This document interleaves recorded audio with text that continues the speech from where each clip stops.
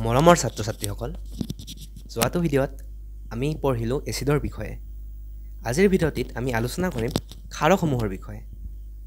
পোনপ্ৰথমে ক্ষাৰক হয়নো কি সেইটো জানিব লাগিল। ৰবা মই বেছখন খুলি লওঁ। আহিছে যে সাধাৰণতে ক্ষাৰকবোৰ হয় কি? যিবোৰৰ সোৱাদ তিতা এইবিলাকক কি বুলি কোৱা হয়? ক্ষাৰক বুলি কোৱা হয়। আৰু বিজ্ঞানৰ ভাষাত মানে ৰাসায়নিক বিজ্ঞানৰ ভাষাত কি হ'ব? যিবিলাক দ্ৰব্য পানীত দ্ৰৱীভূত হৈ OH- আয়ন মুক্ত কৰে বা কি কৰিব পাৰে? H+ আয়ন গ্ৰহণ কৰিব পাৰে, সেইবিলাকক কি বুলি ক'ব? ক্ষাৰক বুলি ক'ব। ইয়াতে লিখা আছে যে ৰাসায়নিক বিক্ৰিয়াত, ৰবা মই পেনডাল লৈ লওঁ। ৰাসায়নিক বিক্ৰিয়াত হাইড্ৰজেন আয়ন গ্ৰহণ কৰিব পৰা পদাৰ্থ বা হাইড্ৰক্সাইড আয়ন দান কৰিব পৰা পদাৰ্থবোৰক কি বুলি কোৱা হয়? ক্ষাৰক বুলি কোৱা হয়। সাধাৰণতে ক্ষাৰক আৰু এচিডৰ মাজত যেতিয়া বিক্ৰিয়া হয় তেতিয়া এটা নতুন বস্তু সৃষ্টি হয়, যাক কি বুলি কোৱা হয়? লৱণ বুলি কোৱা হয়, যাৰ বিষয়ে আমি অলপ পিছত পঢ়িম। তোমালোকে দেখিছা ইয়াতে ক্ষাৰকৰ কিছুমান বৈশিষ্ট্য দিয়া আছে। পেনডাল দেখা পোৱা নাই, মই লেজাৰটো লৈ লৈছোঁ। চোৱা, ক্ষাৰকৰ কিছুমান বৈশিষ্ট্য দিয়া আছে। কি হয়? ক্ষাৰকবোৰৰ সোৱাদ তিতা হয়। তাৰপিছত কি হয়? ক্ষাৰকবোৰ লাৰিলে কি লাগে? পিছল পিছল, এই চাবোন লাৰিলে যেনেকুৱা লাগে পিছল, তেনেকুৱা।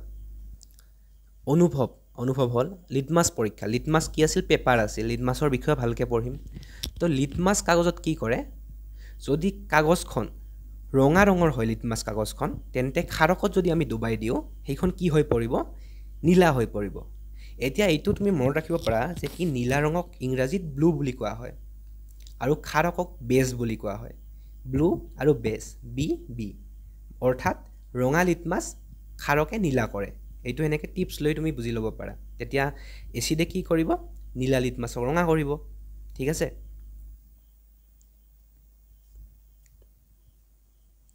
ইয়াতে দিয়া আছে কি?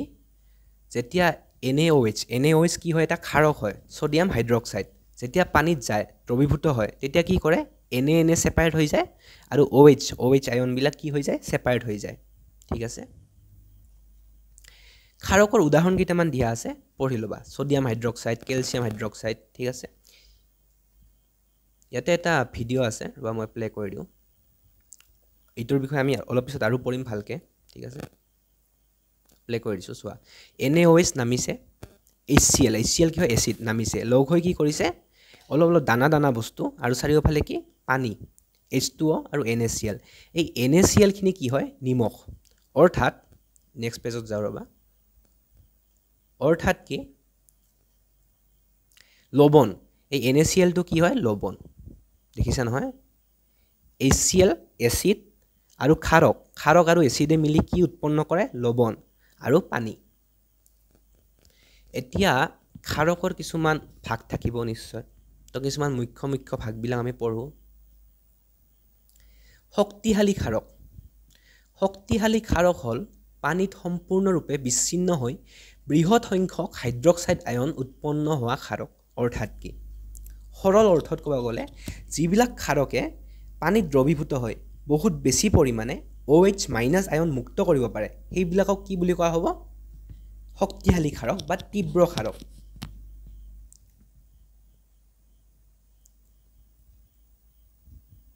আৰু কি লিখা আছে? দুৰ্বল ক্ষাৰক। দুৰ্বল ক্ষাৰক পানীত সম্পূৰ্ণৰূপে বিচ্ছিন্ন নহয়, অৰ্থাৎ ইহঁতে কম হাইড্ৰক্সাইড আয়ন উৎপন্ন কৰে।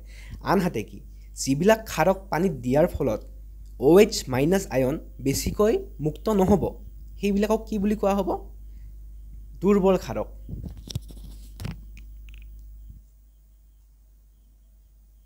বা কি বুলি কোৱা হ'ব? মৃদু ক্ষাৰক। নেক্সট আছে কি? এলকালি। ক্ষমা কৰিবা, এলকালি কি হ'ল? যিবিলাক ক্ষাৰক পানীত সম্পূৰ্ণৰূপে দ্ৰৱীভূত হৈ যায়, সেইবিলাকক কি বুলি কোৱা হয়? এলকালি বুলি কোৱা হয়। সকলোবিলাক এলকালিয়ে কি হয়? ক্ষাৰক হয়, কিন্তু সকলোবিলাক ক্ষাৰকে এলকালি নহ'বও পাৰে। মনত ৰাখিবা, উদাহৰণটো মনত ৰাখিবা।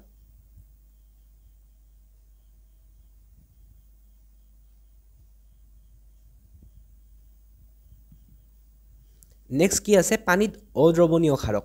অৰ্থাৎ এলকালি যিটো আছিল যে পানীত সম্পূৰ্ণৰূপে দ্ৰৱীভূত হৈ যায়, আৰু কিছুমান ক্ষাৰক নিশ্চয় থাকিব যিবিলাক পানীত দ্ৰৱীভূত নহয় তো সেইবিলাক কি হ'ব পানীত অদ্ৰৱণীয় ক্ষাৰক কিছুমান ক্ষাৰক পানীত দ্ৰৱীভূত নহয় গতিকে ইহঁতে দ্ৰৱত হাইড্ৰক্সাইড আয়ন উৎপন্ন নকৰে কিন্তু তথাপিও ইহঁতে এচিডৰ সৈতে বিক্ৰিয়া কৰিব পাৰে অৰ্থাৎ এটা কথা মনত ৰাখা যে যদিও ইহঁতে পানীত দ্ৰৱীভূত নহয় তথাপিও ইহঁত কি হয় ক্ষাৰকৰ কেটেগৰীত পৰে কাৰণ কি ইহঁতে এচিডৰ লগত বিক্ৰিয়া কৰি লৱণ আৰু পানী মুক্ত কৰিব পাৰে ঠিক আছে উদাহৰণবিলাক চাই ল'বা নেক্সট লৱণৰ বিষয়ে অলপ আগত ক'লোঁ যে তো এই ভিডিঅ'টো প্লে কৰি দিওঁ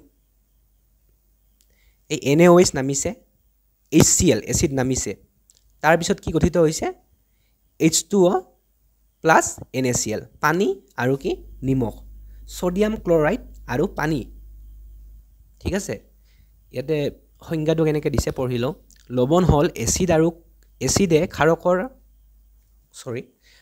হ'ল এচিডে ক্ষাৰক এটাৰ সৈতে বিক্ৰিয়া কৰিলে সৃষ্টি হোৱা ৰাসায়নিক যৌগ অৰ্থাৎ কি এচিড আৰু ক্ষাৰকৰ যেতিয়া বিক্ৰিয়া হ'ব যাক কি বুলি কোৱা হয় প্ৰশমিত বিক্ৰিয়া বা প্ৰশমন বিক্ৰিয়া এই প্ৰশমন বিক্ৰিয়াত কি উৎপন্ন হ'ব লৱণ উৎপন্ন হ'ব আৰু কি পানী উৎপন্ন হ'ব ভৌতিক অৱস্থা কি মানে লৱণটো দেখাত কেনেকুৱা ভৌতিক ধৰণত কেনেকুৱা কঠোৰ আৰু কি হয় লৱণ ৰংহীনো হ'ব পাৰে বা ৰঙীনো হ'ব পাৰে মানে ৰং নথকাও লৱণ হ'ব পাৰে বা ৰং থকাও লৱণ হ'ব পাৰে ঠিক আছে আৰু কি হয় বেছিভাগ লৱণ পানীত দ্ৰৱীভূত হয় বেছিভাগ লৱণ পানীত দ্ৰৱণীয় ঠিক আছে কিন্তু কিছুমান নহয় যেনে কি এই কেলছিয়াম কাৰ্বনেট এইটো পানীত দ্ৰৱণীয় নহয় ঠিক আছে বৈদ্যুতিক পৰিবাহিতা যদি পানী এগিলাছ লোৱা তাতে নিমখ ঢালি দিয়া সেইটো খুলি লোৱা তেন্তে তাতে যদি দুডাল পৰিবাহী তাৰ দিয়া দেখিবা যে তাতে কাৰেন্ট ফ্লো হৈ আছে অৰ্থাৎ কি তাতে বিদ্যুৎ পৰিবাহিত হৈছে সোৱাদ কি হয় নিমখৰ নিশ্চিত এটা সোৱাদ থাকে নিমখীয়া সোৱাদ কিন্তু কিছুমান নিমখৰ বেলেগ সোৱাদো থাকে যেনে কপাৰ সালফেট কি হয় তিতা ঠিক আছে ইয়াতে এটা খুব মানে প্ৰসিদ্ধ উদাহৰণ HCl + NaOH কাৰ্চিন কি ওলাব NaCl + H2O অৰ্থাৎ সোডিয়াম ক্লৰাইড আৰু পানী ঠিক আছে নেক্সট পেজত যাও আমি এতিয়া কোনো এটা বস্তু এচিড নে ক্ষাৰক নে লৱণ হেতু আমি গম কেনেকৈ পাম গমটো পাব লাগিল গোটেই বস্তুটো আমি সোৱাদ কৰি চাব নোৱাৰো হয় নে নহয় কিছুমান বস্তু হাৰ্মফুল আছে তো আমি গম কেনেকৈ পাম যে এইটো এচিড নে লৱণ তাৰ কাৰণে কি এইবিলাক সূচক আমি যেনেকৈ লিটমাছৰ কথা আগতে ক'লোঁ তো লিটমাছ এটা কি হয় সূচক হয় লিটমাছে কি কৰে ৰঙা লিটমাছ এটা ক্ষাৰক দ্ৰৱত নীলা হৈ পৰে অৰ্থাৎ ৰঙা লিটমাছ পেপাৰখন যেতিয়া আমি ক্ষাৰকীয় দ্ৰৱ এটাত দিম তেতিয়া তাৰ ৰংটো কি হৈ যাব নীলা হৈ যাব আনহাতে নীলা লিটমাছ পেপাৰখন যেতিয়া আমি এচিডৰ দ্ৰৱত দিম তেতিয়া কি হৈ যাব ৰঙা হৈ যাব আমি আগতে পঢ়ি আহিছোঁ কিন্তু এইবিলাক কি সূচক মনত ৰাখিবা ফেনলফথেলিন কি হয় আমলীয় দ্ৰৱত ৰংহীন ক্ষাৰক দ্ৰৱত গুলাপীয়া হৈ পৰে ঠিক আছে আমলীয় দ্ৰৱত কি ৰংহীন ক্ষাৰকীয় দ্ৰৱত গুলাপীয়া এতিয়া তোমালোকে কেতিয়াবা দেখিছা চাগে এটা ভিডিঅ' মই কেইদিনমান আগত দেখিছিলোঁ এটা সায়েন্স এক্সিবিশন হৈ আছিল তাতে এখন পোষ্টাৰ বনাইছে তো তাতে কি কৰিছে সিহঁতে NaOH মানে কি sodium hydroxide the welcome to the কি আছে এক্সিবিশন এনেকুৱা লিখা আছিল আৰু তো এইখন এনে প্ৰথমতে মানে হোৱাইট আৰু একো দেখা নাপায় যেতিয়া সিহঁতে কি কৰিলে ফিনলফথেলিনৰ স্প্ৰে মাৰিলে তেতিয়া সেইখিনি ভালকৈ দেখা পোৱা গ'ল মানে কি হৈ গ'ল সেইখিনি গুলাপীয়া ৰং হৈ গ'ল পাৰিলে মই ভিডিঅ'টো এড কৰি দিম কিন্তু দেখিছোঁ কেইদিনমান আগত দেখিছিলোঁ বঢ়িয়া বস্তু মানে তোমালোকে চাব পাৰা আৰু প্ৰেক্টিকেল ঠিক আছে নেক্সট কি আছে মিথাইল অৰেঞ্জো কি হয় সূচক সিহঁতে কি কৰে আমলীয় দ্ৰৱত কি ৰং হয় ৰঙা ৰং আৰু ক্ষাৰকীয় দ্ৰৱত কি ৰং হয় হালধীয়া অৰ্থাৎ কি ক্ষাৰকত দিলে হালধীয়া ৰং হ'ব আৰু যেতিয়া অম্লত মানে অৰ্থাৎ এচিডত দিম তেতিয়া কি হৈ যাব ৰঙা ৰং হৈ যাব আৰু কিছুমান থাকে সৰ্বজনীন মানে কি বহুত কেইটা তাতে pHৰ স্তৰ আছে তাতে বেলেগ জাগাত বেলেগ ৰং দেখুৱায় মানে অলপ কম অলপ বেছি বেলেগ ৰং দেখুৱায় অলপ বেছি এচিডিক হ'লে বেলেগ ৰং অলপ কম এচিডিক হ'লে বেলেগ ৰং হেনেকুৱা আৰু আমাৰ কি হালধি বহুতে জানেই হালধিয়ে কি কৰে ক্ষাৰক দ্ৰৱত ৰঙা হৈ পৰে আমলীয় দ্ৰৱত নিৰপেক্ষ দ্ৰৱত হালধীয়া হৈ থাকে মানে যদি টেঙা থাকে তেন্তে কি হ'ব হালধীয়া আৰু যদি ক্ষাৰকীয় আমি দেখা পাওঁ মানে কি ক্ষাৰত দিওঁ তেতিয়া কি হৈ যাব ৰঙা হৈ যাব ঠিক আছে নেক্সট কি pH স্কেল pH স্কেলনো কি হয় অলপ আগত মই pH ৰ কথা ক'লো তো pH স্কেলটো নো কি তো pH স্কেল কোনো ডাঙৰ বস্তু নহয় pH স্কেল হ'ল এখন স্কেলৰ দৰে বস্তু য'ত কেইটা ঘৰ থাকে 14টা ঘৰ থাকে 0 ৰ পৰা 14 লৈকে ক্ষমা কৰিবা 15টা ঘৰ থাকিব 0 ৰ পৰা 14 হলে ক্ষমা কৰিবা 15টা ঘৰ তাৰে 7ৰ পৰা যদি 0 লৈকে আহো তেতিয়া হলে কি হ'ব 7ৰ পৰা 0 লৈকে আহিলে সেইখিনি অম্লীয় 7ৰ পৰা তলত আৰু 7ৰ পৰা যদি বাঢ়ি যাও 8 9 10 14 হিফালে যদি যাই পাও তো সেইখিনি কি হ'ব ক্ষাৰক এই pH স্কেলখননো হয় কি pH স্কেলত এই যে 0 1 2 3 4 এইবিলাকে কি দেখুৱাব এটা দ্ৰৱ কিমান বেছি আম্লিক বা কিমান বেছি ক্ষাৰকীয় তাৰ পৰিমাপটো দেখুৱাব অৰ্থাৎ মানে সেই দ্ৰৱটো কিমান ক্ষাৰকীয় নে কিমান আম্লিক সেই বস্তুটো আমি pH স্কেলৰ দ্বাৰা গম পাই যাম pH স্কেলত যদি কোনো এটা দ্ৰৱ 2 ওলাইছে অৰ্থাৎ 2 নম্বৰটো ৰং ওলাইছে আৰু কোনো এটা দ্ৰৱ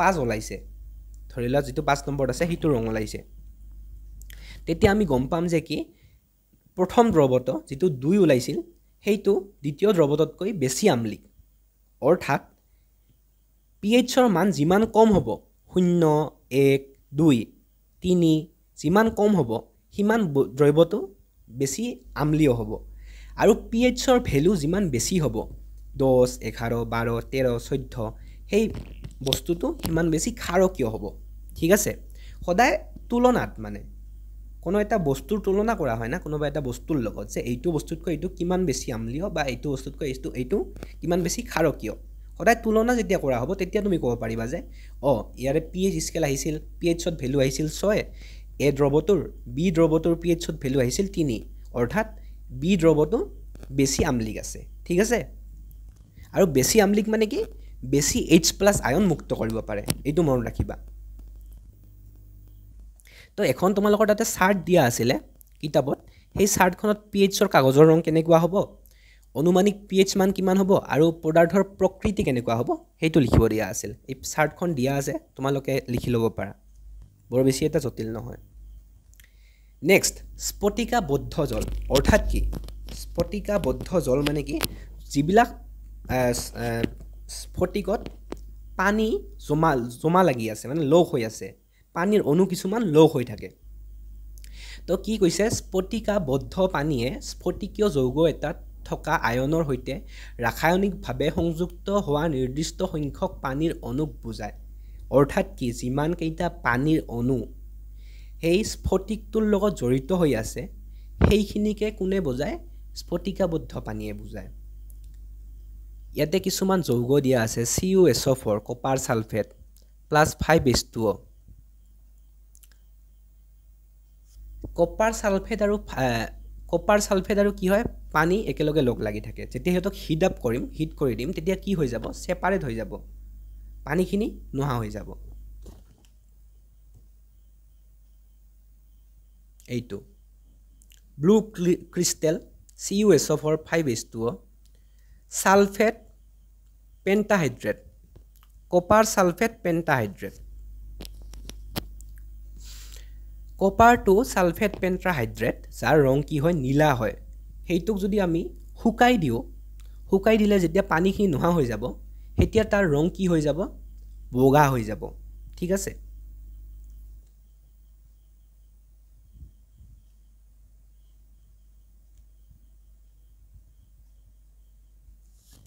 নেক্সট আমি পঢ়িম তোমালোকে এইখিনি লিখি ল'ব পাৰা ঠিক আছে আৰু বহুত উদাহৰণ আছে প্লাষ্টাৰ অফ পেৰিছ আছে প্লাষ্টাৰ অফ পেৰিছ অৰ্থাৎ জিপসাম আছে এতিয়া আমি প্লাষ্টাৰ অফ পেৰিছৰ বিষয়ে পঢ়ো প্লাষ্টাৰ অফ পেৰিছটো হয় নেকি তোমালোকে কেতিয়াবা দেখিছানে তোমাৰ বন্ধু বান্ধৱী বা তোমাৰে কেতিয়াবা ধৰিলা দুখ পালা যে হাত ভৰি কিবা ভাঙি গ'ল তেতিয়া কি হয় ডক্টৰে এটা মানে কি এটা সাপোৰ্ট টাইপ বনাই দিয়ে মানে কি এইটো ফ্ৰেম টাইপ বনায় তো হেইটো বনাই কেনেকে ইয়াতে লিখা আছে কি হেইটো কি হয় প্লাষ্টাৰ অফ পেৰিছ হেইটো প্লাষ্টাৰ অফ পেৰিছ জিপসাম গৰম কৰি প্ৰস্তুত কৰা হয় অৰ্থাৎ কি জিপসাম যেতিয়া গৰম হয় তেতিয়া কোন প্ৰস্তুত হয় প্লাষ্টাৰ অফ পেৰিছ প্ৰস্তুত হয়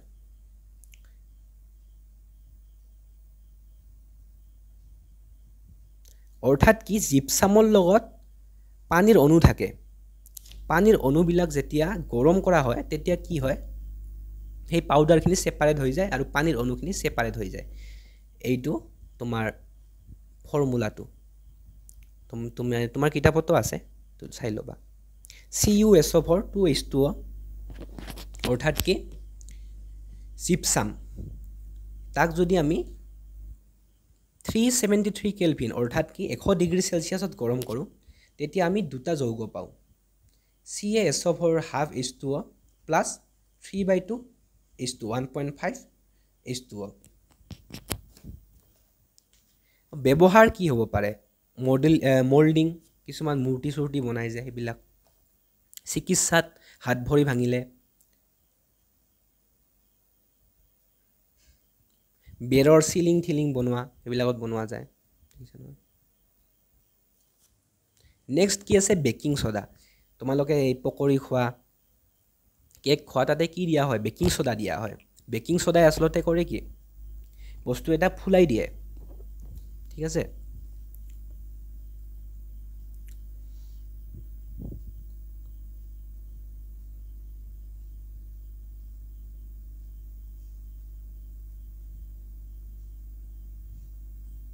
বেকিং সোডাৰ ৰাসায়নিক নামটো কি সোডিয়াম বাইকাৰ্বনেট সেইটো কেনেকৈ ফৰ্ম হয় যেতিয়া সোডিয়াম ক্লৰাইড কাৰ্বন ডাই অক্সাইড আৰু কি এমোনিয়া আৰু লগতে পানী যেতিয়া যোগ কৰা হয় তেতিয়া যোগ কৰাৰ ফলত কি উৎপন্ন হয় সোডিয়াম বাইকাৰ্বনেট অৰ্থাৎ বেকিং সোডা ব্যৱহাৰ কি আছে বেকিঙত বেকিং মানে কি এই যে তোমালোকৰ যিবিলাক স্লাইচ বনোৱা কেক বনোৱা সেইটো তাক কেতিয়াবা কি সাফা কৰাটো ইউজ কৰা হয় আৰু কি পেটৰ বিষ নিষ্ক্ৰিয়কৰণ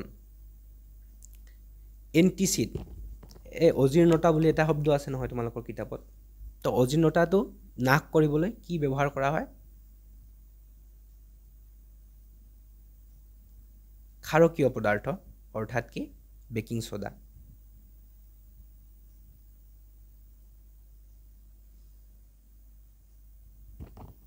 আৰু কি লিখা আছে ফ্ৰিজ কাৰ্পেট আদি ঠাইত থকা দুৰ্গন্ধবিলাক নাশ কৰিবলৈ কি ইউজ কৰা হয় বেকিং সোডা ইউজ কৰা হয় তো বেকিং সোডাৰ কাম বহুত আছে দুটামান লিখি দিলে হ'ল নেক্সট কি আছে কাপোৰ ধোৱা সোডা তো কাপোৰ ধোৱা সোডা ক'ত ইউজ হয় কাপোৰ ধোৱা সোডা ইউজ হয় ডিটাৰজেন্ট পানী কোমল কৰাত এই গ্ৰীজ তেলৰ এইবিলাক দাগ আঁতৰাবলৈ তাৰপিছত কি কাঁচ নিৰ্মাণ কৰাতে এইটো বহুত ইম্পৰ্টেণ্ট কিহত কাঁচ নিৰ্মাণ কৰাত কেঁচা মাল হিচাপে ব্যৱহাৰ কৰা হয় আৰু কি কাগজ উদ্যোগত আমাৰ যে কাগজ বনায় তাতেও কাপোৰ ধোৱা সোডাৰ প্ৰয়োজন হয় ঠিক আছে আৰু কাপোৰ ধোৱা সোডা প্ৰস্তুত কেনেকৈ কৰে যেতিয়া বেকিং সোডাক সোডিয়াম বাইকাৰ্বনেটক যেতিয়া গৰম কৰে তেতিয়া কি হয় ৱাশ্বিং সোডা অৰ্থাৎ কাপোৰ ধোৱা সোডা নিৰ্মাণ হয় ঠিক আছে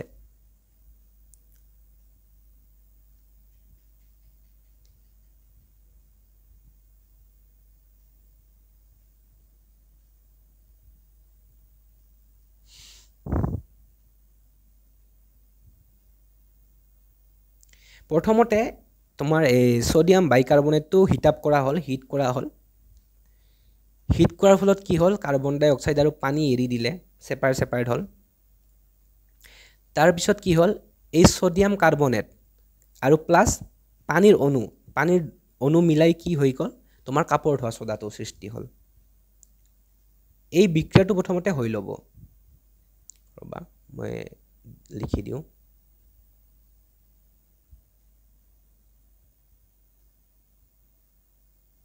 প্ৰথমতে হিট কৰিব লাগিব হিট হোৱাৰ পিছত ইহঁত সেপাৰেট হোৱাৰ পিছত কি ইহঁতক আৰু কি পানী এই যিটো তোমাৰ Na2CO3 সেইটো কি কৰিব লাগিব পানীৰ লগত মিক্স কৰিব লাগিব পানীৰ লগত মিক্স কৰিলে কি হৈ যাব তোমাৰ কাপোৰ ধোৱা সোডা নিৰ্মাণ হ'ব ঠিক আছে এইটো 2 নম্বৰ ব্যৱহাৰটো আমি পঢ়িলোৱে ৰবা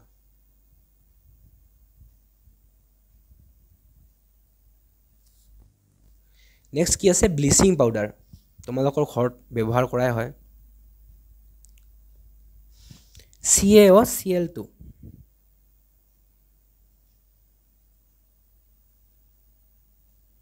যাক কেনেকৈ প্ৰস্তুত কৰা হয় কেলছিয়াম হাইড্ৰক্সাইডক ক্লৰিন গেছৰ সৈতে বিক্ৰিয়া কৰি প্ৰস্তুত কৰা হয় কেলছিয়াম হাইড্ৰক্সাইডক যদি আমি ক্লৰিন গেছৰ লগত বিক্ৰিয়া কৰি দিওঁ তেতিয়া আমাৰ কি সৃষ্টি হয় ব্লিচিং পাউডাৰ সৃষ্টি হয় ব্লিচিং পাউডাৰ বহুত ক্ষেত্ৰত ইউজ কৰা হয় যেনে বীজাণুনাশক তাৰপিছত কি পানী পৰিশোধন শেলাই সেইবিলাক নিয়ন্ত্ৰণ কৰিবলৈও বহুত ক্ষেত্ৰত আমাৰ ব্লিচিং পাউডাৰ ইউজ হয়